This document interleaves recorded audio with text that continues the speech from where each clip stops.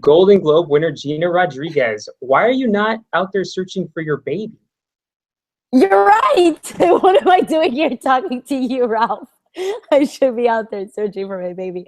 I'm going to start searching for my baby in August. Okay. August 21st to be exact. I'll start searching for my baby. But I don't know, my baby's gone. I'm very excited to see how Jenny writes that. I already know Yeah. she has plans of resolve. She's very good at not making people feel like she's very good at catharsis, you know? And so I'm excited to see what she does. But I'm terrified for Jane in August. I don't know what's going to happen. So I can't even give spoilers. Yeah, no, I don't want any spoilers. We're not that We spoiler don't. type of people over here. I want to find out. I don't want to be spoiled. Okay, Um, nice. Sorry for anybody else out there who likes spoilers, but just not here. Well, through this TV season, I don't think it can be argued that you probably had, or you did have, the biggest task through all of TV in Jane the Virgin, playing Jane Villanueva, the title character. You kind of, to let voters know out there what exactly Gina here had to navigate through. I kind of condensed your storyline into a couple sentences. You were Ooh. accidentally artificially inseminated. You were proposed to you proposed to your boyfriend, who then became your fiance. Then you ended up falling in love with the real father of the artificial insemination, which kind of caused a love triangle. There, you found out that your dad, who you'd never met before, is actually a major telenovela star, and that the hotel you work in had two murders and is being investigated for being part of a major criminal mastermind's ring. And you add to that, you're teaching at a Catholic school while trying to keep your writing life, alive. And then you gave birth to a child, only to, as you pointed out, that you don't know yet, have it snatched from the hospital. So, is there anything there that I missed? No, I think you got it. Yeah. All right, Yeah. good. Yeah. And I'm an aspiring writer. Yes, Did we yes, say the aspiring writer? Yes. And yes, somewhat following my path of writing, trying. which is great, which is great. We saw those episodes where you went on Rogelio's novella that he had himself and did a little bit of writing there. I wrote his season finale. I wrote his death scene on his telenovela. Yeah, that's right, and almost landed a job there. Almost, because of nepotism. So glad that didn't happen. But wow, when you condense it like that, it's been an awesome roller coaster, you know. It's been great. I mean, it's been a heck of a journey for you guys, or for you in particular, not you guys. You navigated through all this, and Jane did herself with a lot of confidence in her decisions. From what we tell, Jane's a very strong, confident woman. Yes. It didn't crumble under any pressure, except for one time when she had that, or you in particular had that kind of knockout scene where Abuela comes in and something was lit on fire. I remember if it was a mattress or a pillow or something, and then you kind of Jane had that breakdown. Was there any other? I mean, having been in Jane's shoes now through the whole season, was there any point that you felt any of Jane's decisions were maybe not where she should have gone to, or do you kind of feel the same confidence Jane has where she went is where she was meant to go? I definitely have the same kind of confidence in Jane does. And I think that's maybe because I grew as a person playing a character that I would ultimately love to be like, I mean, Jenny created this girl that is fearless and strong and kind and generous and isn't after money or power, and really finds her happiness in being good to others and family and love and the idea of love. So, I mean, I've gone through this journey where I kind of wish I was more like Jane, and I wish I had the courage she did at times. But she did. There was a few strong points where I think that her and I really, her as though she's a human, but this character that Jenny created, like where we really vibed, where she said lines like, you have to fight for what you want in life, and she said that when she was saying to Raphael, telling Raphael, like, life isn't easy, You have to fight for what you want. And I think that, you know, the only decision that saddened, or that saddened me for Jane's journey was when she left Michael for Raphael. But what I do love about that is taking a risk. And it was a safe risk. It wasn't a risk of like her life. Her life wasn't in like, you know, she was taking a risk on love. She was taking a risk on what she's always dreamt of having this whole family, this whole mother, father, daughter, child family that she never had, you know? And I can understand that desire because I too have those similar desires where I have this idea of what I want life to look like. And so sometimes I make choices based off of me feeling like it'll get me closer to that, you know, of what I look like. But my favorite line is, you know, if you want to make God laugh, tell him your plans. So yeah, right. Yeah. you So just then gotta take leaps. did you just hint in there that you were your team Raphael? I'm team Jane. I'm team baby Matelio. And I like to call the baby Matelio because of, you know, Mateo, Rogelio. Can we call him Matelio? It's like, I love Jaime so much. I love the lines, like Rogelio de la Vega is such a fun character. And yeah, so I what I think was really strong was towards the last few episodes, Jane became very empowered as a woman. That scene that you're talking about with my grandmother, which was an incredible scene to film. You know, I think it's always incredible when an actor gets something they get to just sink their teeth into and really bring honesty. Because I've never experienced what she's experienced. I've never had a baby. You know, I don't have those to call on my own life, but I do have instances where I can relate to that fear or that pain or the happiness. And so that scene in particular where she was like, you know, coming to terms with the fact that she will be a single mother kind of propelled her in a place of not being afraid to make choices that are best for herself and not for this idea she had. And so towards the last few episodes where she was like, it's not about any man in my life. It's about taking care of my responsibilities as a mother and taking care of me and my heart. And that was really empowering, those last few episodes where Jane just was like, it's not about men. It's about something that needs to be done for myself and something that I think is a greater purpose right now. And so I thought that was really encouraging to give younger girls, any woman really. I mean, it encouraged me, you know. I'm reading this script and I'm like, yeah, I need to take care of me, you know. And not in the vain or selfish way, but in the, you know, it's good. My father used to always say, you know, once you take care of yourself, you can take care of anybody else. You know, you have to be good to number one. Take care of you and you'll be able to be amazing to anyone. And it's true. It's very true. You treat people better. You treat the people you love better when you're whole. That's all I got. Yeah, no. I mean, and it's funny. I mean, and speaking to what you had just mentioned, you know, you've got, you know, things got pretty heavy towards the end of, or the last half of the season, you know, with all the relationship stuff and everything else that was going on. What do you, as, you know, as Gina that I'm speaking to now, what do you do to unwind from this kind of emotional juggernaut that Jane had gone through and to kind of, you know, strip yourself of a character that you know, many of us who watch the show would say you pretty much embody? Oh, well, that's a love. I really appreciate that. You know, I do feel very lucky that I get to play a character who's so, you know, Jane is freaking awesome.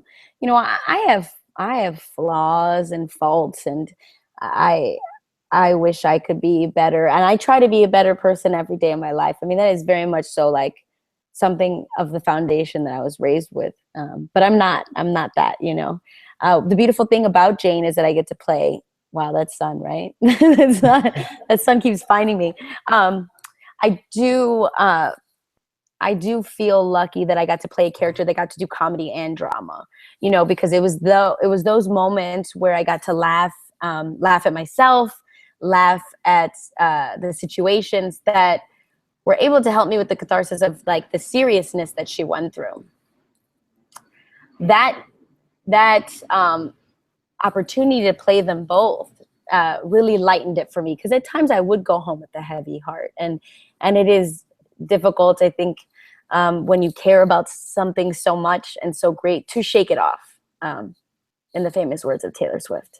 which I would love to be able to shake it off. But, you know, it is difficult. I have a really great foundation of friends, family. My whole family lives in LA now. So, yeah, it's really great. You know, well, my parents live with me right now, or I live with them. Whoever knows, I'm in New Orleans right now, but they're in my place, and so we're all very close to each other, and we protect each other.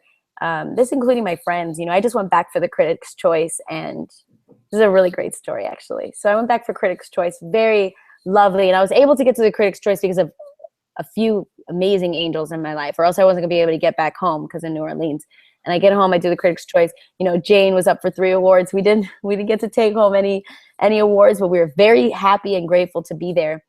And I go to my hairstylist's house, who's a very good friend of mine, Paul, to change and get on the airplane because I have to jet right out. And we walk in, and they did a ceremony in togas, and they had me bawling with a really awesome, you know, fake bottle of wine with saran wrap and like aluminum foil with a big heart on it saying "winner of our hearts." And, you know, that's how you get away from all of it. That's how you realize what matters. Don't get me wrong, award ceremonies are such an amazing time to celebrate all the hard work you put in. But that's how I get away from the fears, the ups and downs of both character, life, and this journey, is by having such amazing people around me. And like you know, you were there and you put a smile on my face. So that's what you need. You just need to know, you know, remember you're not alone. Yeah, thanks. It's a great show and a great performance that deserves a lot of the attention that you're getting. But of course, much of the credit of the success of Jane the Virgin couldn't be possible without Jenny Erman, who Yeah, conceptualized from the original telenovela. Can you tell us a bit about? I know you two have a great relationship, and I know you refer to her as your muse. Can you tell us a little bit about your relationship with Jenny? Well, you know, like when I auditioned for Jane and I went in that room, I was already so impressed by the writing. I was already so impressed by the pilot. I was, you know, it was 10 pages, was 10 to 12 pages, 4 scenes for the audition. So, you know, you're going in there with a lot of stuff. And it was the scene where I get inseminated, or the scene where I have to explain to my grandma I'm getting inseminated. It was the scene where I'm proposing to Michael. I mean, it was like heavy stuff. It wasn't just like, you know, it was a real good exercise. It was a really good audition. It was good audition scenes, but it was a lot. So, you know, I'm already really impressed by this woman. I don't know what she looks like. I don't know where she's from. I don't know anything about her. And I tend to not be the one that does I do research, by all means, don't get me wrong, but I like to meet people. I like to meet the person, you know, and there's something about me that likes to go into a room and meet somebody for who they are and not like what they've done or what they can do. So I was really impressed by Jenny. I walk in and I see this bubbly, red, strawberry blonde girl from Boston, and she's just a light. She was a light. And, you know, I finished my audition. She goes, "Oh, we'll see you again. I'll be seeing you again." And I was like, I wanted to be like, "Can we put that on paper? Can I get that in writing, please?" But I said, thank you for writing for us. And I really hope she knew what, I mean, obviously I think she knows what I meant, but I just wanted to say thank you for writing for us. It's a good character. They're good characters. There's 7 great series regulars, you know. She writes for human beings, but I think the Latino community got very lucky. You know, it was because Jane could be anyone. And I got very lucky to be that vision for her. So from that moment, we really got along. She I don't know, it was like one of those things where you look at somebody, you're like, I'm going to know you. I'm going to know you because we our hearts just touched, whether anybody saw it or not. So then I tested right away. Once we went into the pilot, she told me that I was her horse. Her and Brad told me, you know, "You're our horse. We're betting on you." Oh my God, I can tear up thinking about it. But to have somebody have that kind of confidence in you, to have somebody believe in you when you for so long feel like you only believed in yourself, you know, like you only had you. She's My sister, she's my family. I mean, she got me that Golden Globe, dude.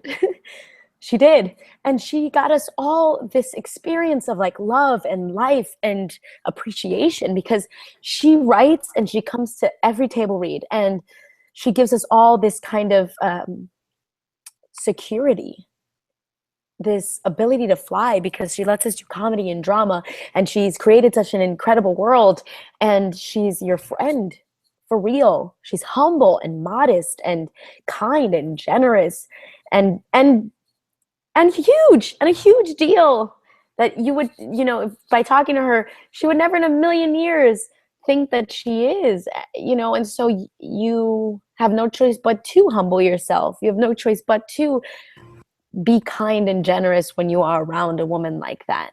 And we vibe, we get along, we laugh together. And I never feel like I have to be like, no, let's not say that. That's not right, or that's stereotypical, or that's this, that. I never have to say that, because she's writing for a human being, and, she doesn't see color. She doesn't, ever. She sees hearts and stories and roller coasters, and she sees women. She writes very good women, very strong women, and she has a daughter that I'm obsessed with, Poppy. Already the name, you can imagine, Poppy. But that relationship is very strong. Because of all the opportunities she's given me, and because of the fact that she is a brilliant writer and a very strong, supportive friend, and an uplifter and an empowering woman, you have no choice but to want to do your best work for her. And I will jump off of a bridge before I disappoint that woman. I want to work harder for her. That's what you do for your parents, Like, I worked my whole life for my parents to smile. Now I just want to make her proud. I want to make her words come to life. I want her to know that she's entrusted me with something so huge, and I'm going to give her as much as I can. I'm going to give her all of me. And that goes for season 2. I'm going to give her and my fans and the fans of the show all of me. They will have it all, because they deserve it, because they gave it to me. They're the reasons why my dreams are coming true.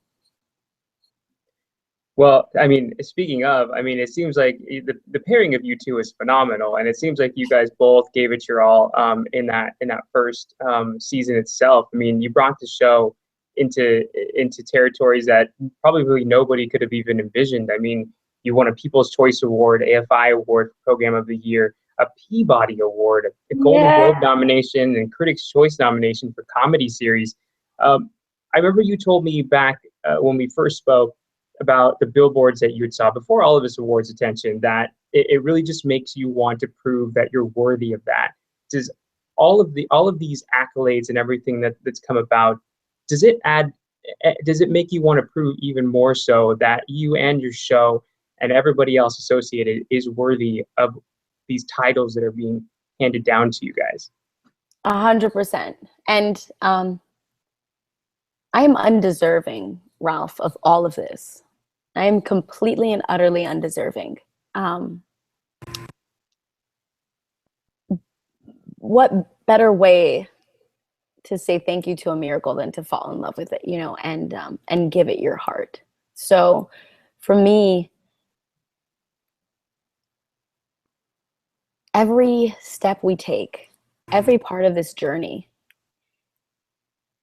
is a gift that I feel I want to give back. After the Critics' Choice, which was so amazing, it was such a cool experience. And last year I was, because this just happened this past weekend, that's why it's fresh in my mind. But, even the Critics' Choice, where I just felt so much, it was so encouraging to say that last year I was here presenting. The year before that, I couldn't even get anywhere near the Beverly Hills Hilton during that time. But now we're sitting here with the whole cast, everybody that put their heart into it, because we all deserved to be there. I feel like I'm undeserving, but we all deserve, we're all the reason why Jane is a success. It's not just Jane or, I believe it's all Jenny, but it was just great to be there with the people that you love and you've gone this journey on. But then I left on a flight to New Orleans, and I was like, okay, well, that just means I have to work even harder tomorrow morning.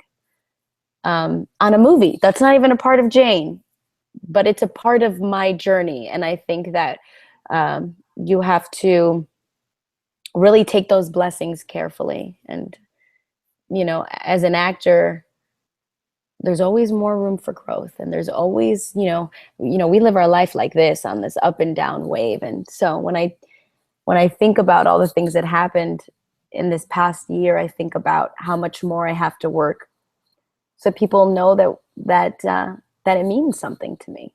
That it's not just, it's exciting.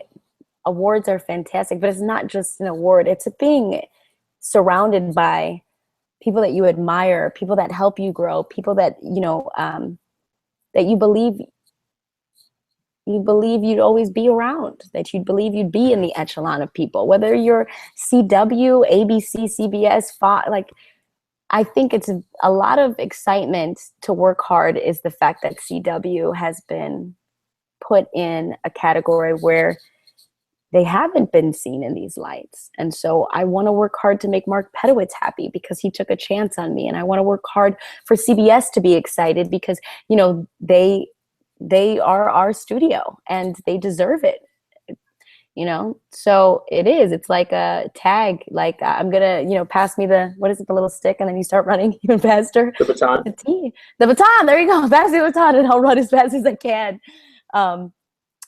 You know, and it's just going to fuel me even more. It's going to fuel me even more. Now, you speak a lot about, and I love the term you use. You always use the term journey, that everything is a journey with you and for you. Can you tell us a little bit more about what was Gina's journey from, you know, from being the salsa dancer when you were really young up to now, you know, being part of this amazing program and being kind of where you've always seen yourself at this point. I mean, your journey is now taking you to this film that you're talking about, Deepwater Horizon, that I believe is the one you're filming out there. Yeah. And I mean, you have this group of followers called Gina's Warriors that are always behind you. And you've been on Sesame Street. I mean, you hung out with Elmo. Like, this journey is just incredible. What's it been like for you, or how did it start, and where do you see it going? So it started with, I always had a desire to perform. I love to make people laugh, especially laugh. I love to make people smile. I love to be able to give. I think, you know, I'm reading 5 love languages, right? And my love language is like, the way I show my love is through giving. I love to give, whether it's a hug or the clothes off of my back. I find so much happiness in giving. And I think that growing up, I loved to give emotions to people, or give them a feeling of relatability, or feeling like they're not alone, because I never really wanted to be alone, you know? And I started as a salsa dancer, very exciting, gave me a lot of confidence because I wasn't the cutest little kid, and I wasn't, you know, but it gave me a confidence of being a hard worker and being somebody that will work hard at the craft that makes them happy. And performing always made me happy, always made me feel like I was flying. So I went from salsa dancing to, like, during high school, I did high school plays and I did some auditions for commercials. I did this AOL commercial when I was 14 years old. So then during high school, I was the AOL girl. With my claim to fame, I made $500, put it all in the bank account for NYU. Yes, any actor that knows about unions would have, and that commercial played 300 times a day, played all the time. So I totally could have made a killing if I knew more. But what I did do was show me that it was possible, right? At 14, I'm feeling like this is possible. As much as people say the impossible exists, this is possible.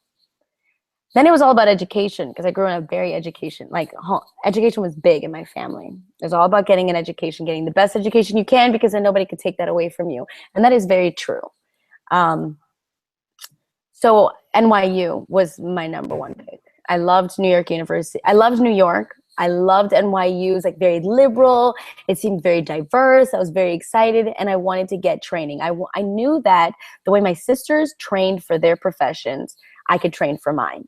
you know, doctor, investment banker, way different of journeys, but the way they trained, I can train for mine, because then I'm unstoppable. That's what I believed. I was unstoppable if I had a tool belt around me. You know, it's like saying, like, you could give somebody a fishing pole and they'll be able to catch a fish, but you can teach them how to fish forever. I'm saying that it's totally wrong, but it's about, like, you have to teach somebody how to fish and then they can fish for life, right? Then they'll never go hungry.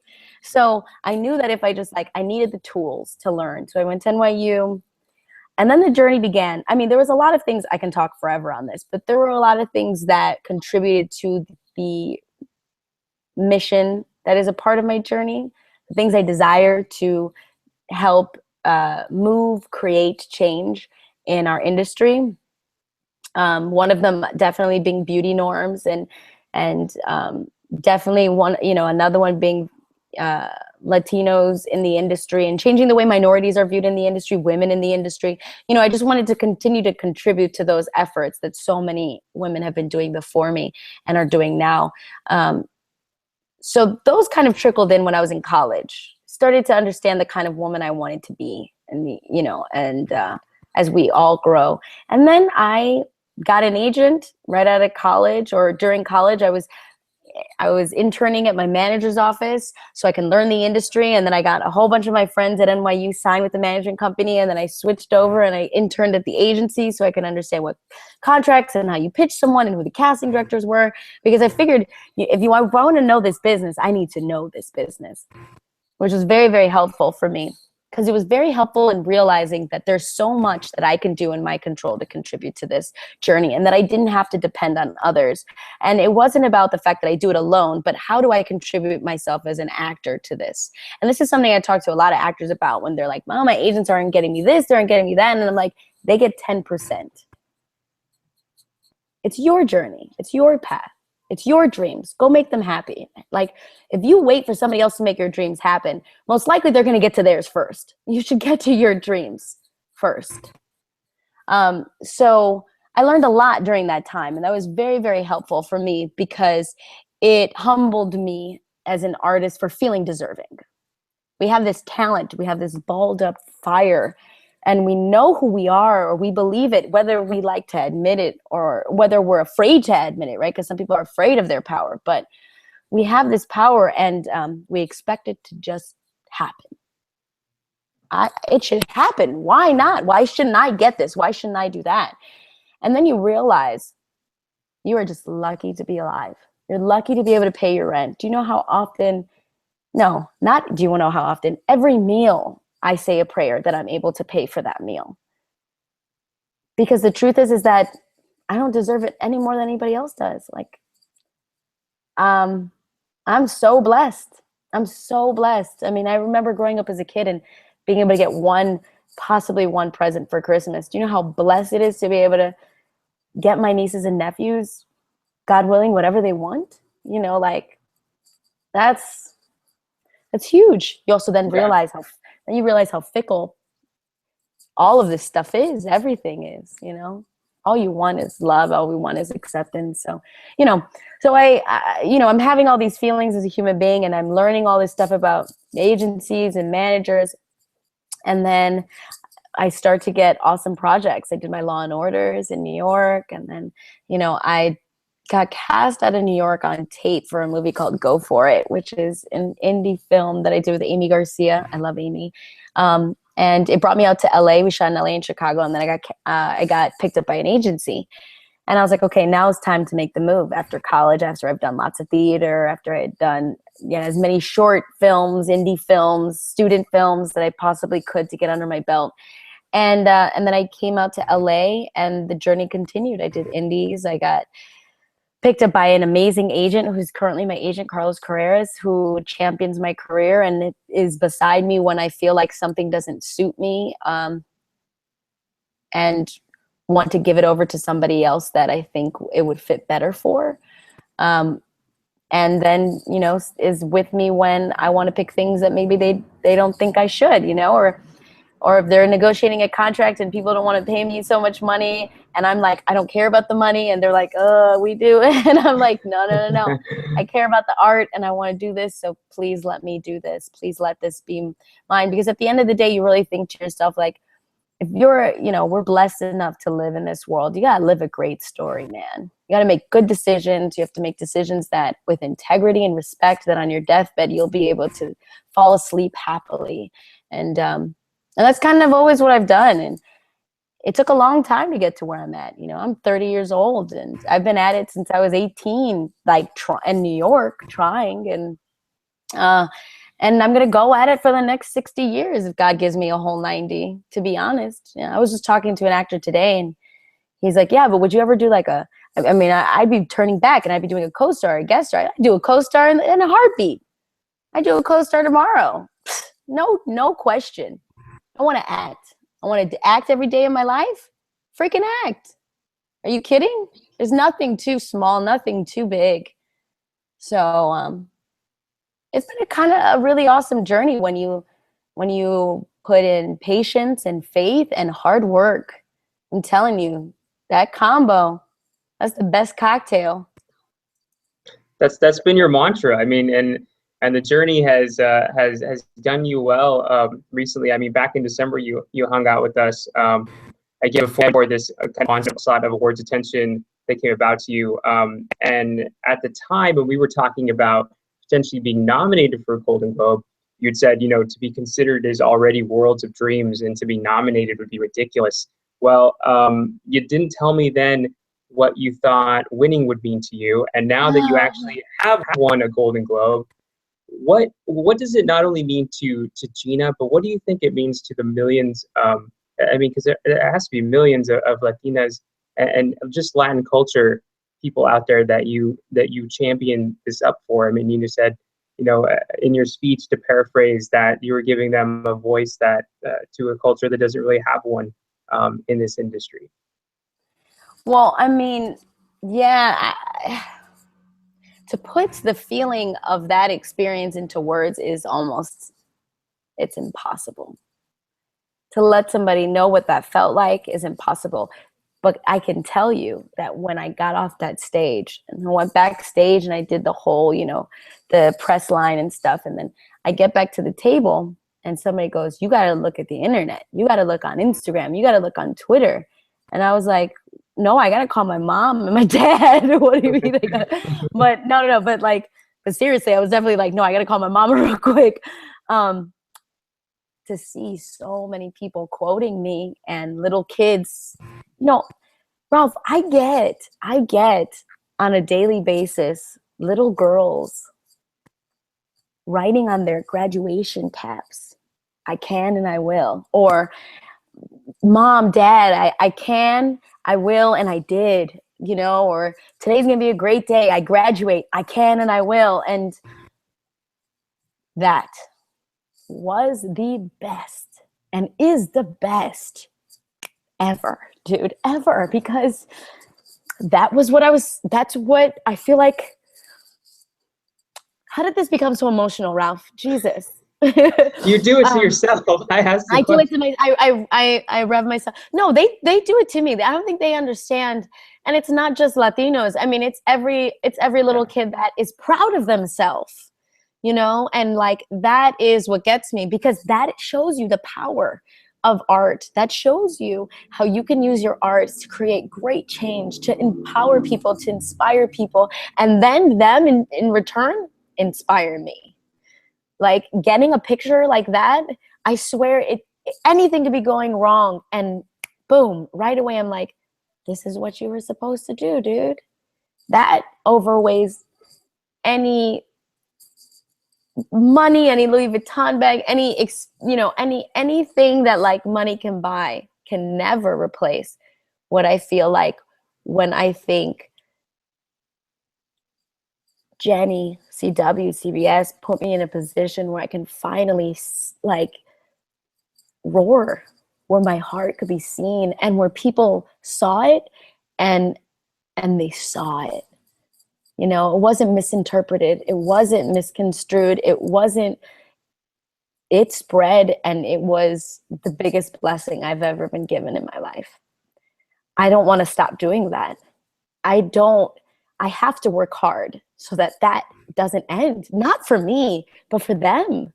And in turn, it does give me so much hope and courage. It gives me so much courage, because we're not in this world alone for a reason, Ralph. Like, there's a reason we are all here together. There's a reason that you meet people. There's a reason why you get to touch people. There's a reason. And I believe that when you can put out something like that, like, that's the blessing. That's what we're here for. That, to be very honest, today's a great day to die, because I've done exactly what I've desired my whole life, was to just be able to give somebody courage. Because I had people that gave me courage. I have people still that give me courage, obviously. And now these young girls are giving me courage when I feel scared or whatnot. So, like, I definitely it's very hard to describe winning the Golden Globe, because it was surreal and so fantastic and so much motivation to work harder. But the ricochet effect from that, the ripple effect, that was the world to me, and so it's still such an honor to talk to you, Ralph.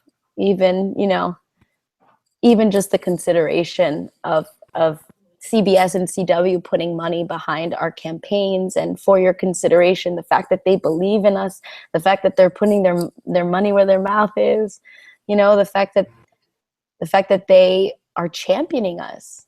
That is definitely, again, and always will be enough. And I will never forget these feelings, because it's like it's new every time. Yeah, I mean, they really are championing, you and the show, and it really in a historical way. I mean, just mentioning the speech that you have just mentioned yourself, the campaign is now based around your speech. Usually it uses critics' quotes or, something great about the show or a snappy line, but they actually featured what Gina had to say on the stage, which must feel like a heck of an honor. And I mean, with that, you could be making history, being the first star of a CW show to be nominated for an Emmy, coming up in just a little over a month, which would be great. And with that, you would have to select an episode that you would send in to Emmy voters that represents your best. Have you thought about or giving any consideration or know any episode that comes to mind that you would maybe submit for your work as Jane? I haven't.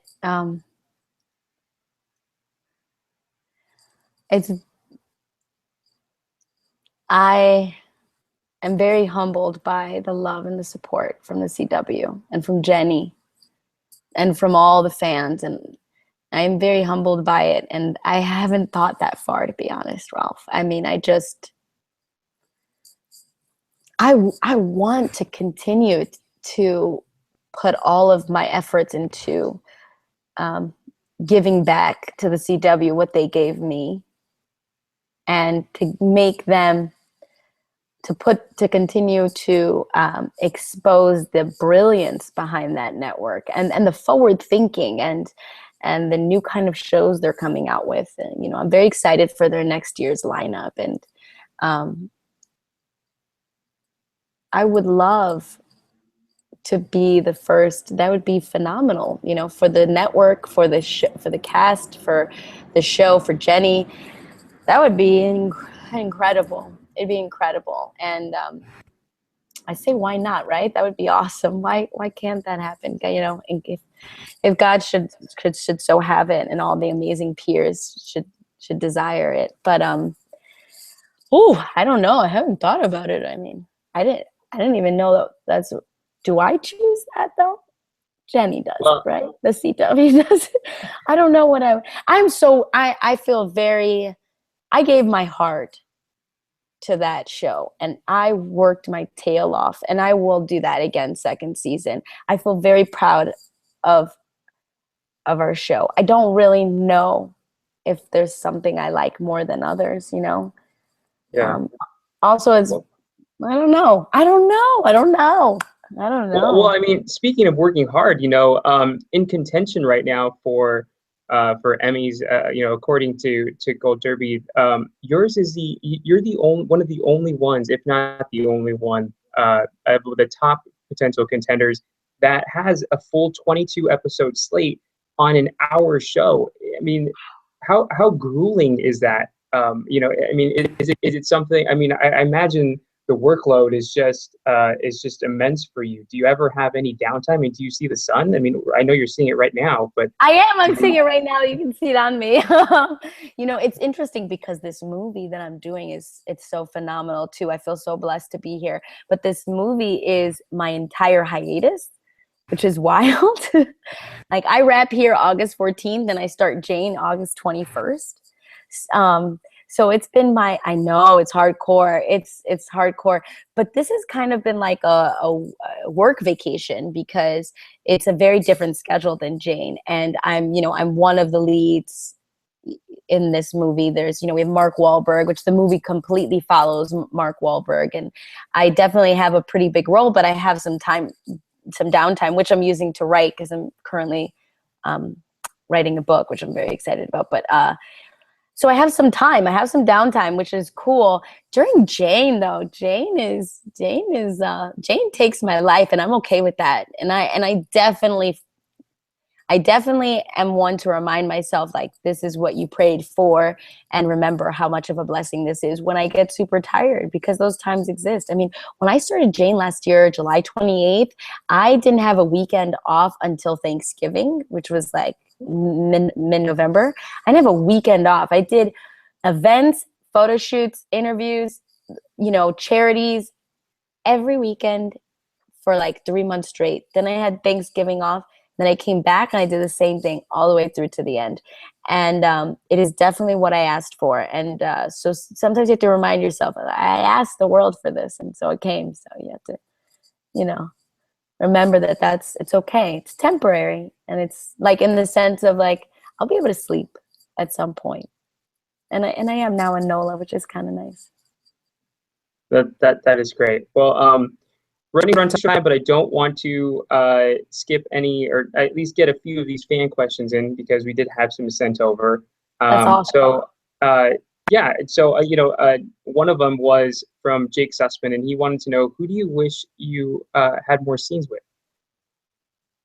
You know what? The only one that I didn't have a lot of scenes with was Yael, Petra, the character Petra, because everybody else I interact with lots. I interact with Brett and with Michael and Rafael, Mom, Dad, and Abuela. So out of the series regulars, the only one that I didn't get to work with tons was Yael. And it was very interesting because the fans really loved when we interacted. These are very different women that are interacting with each other, as in we had a very different background. And what I love about Jenny's writing is that everybody that quote unquote is a villain, right?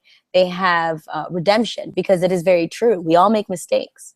And we all are driven by something or another, And what I love about Petra's character is that she was driven by the household that she grew up in, with her mother being a little more concerned with looks and a little more concerned with how are you going to financially take care of us? Is it through a man? And so those are very interesting. What I love about that perspective is here's a woman that is after money and finance, but not necessarily for herself, which was very interesting. Petra was more interested in making sure that her mother was safe and everybody was financially taken care of. And it wasn't like diamonds, jewels, and pearls, Mm-hmm. It was a different kind of desire. And that was very cool, with Jane being somebody that's completely not interested or doesn't feel fulfilled because of that. So I think when the two women connected, they really showed two different walks of life connecting with one another. I think the fans really enjoyed it, and I really love Petra. I really love Yael.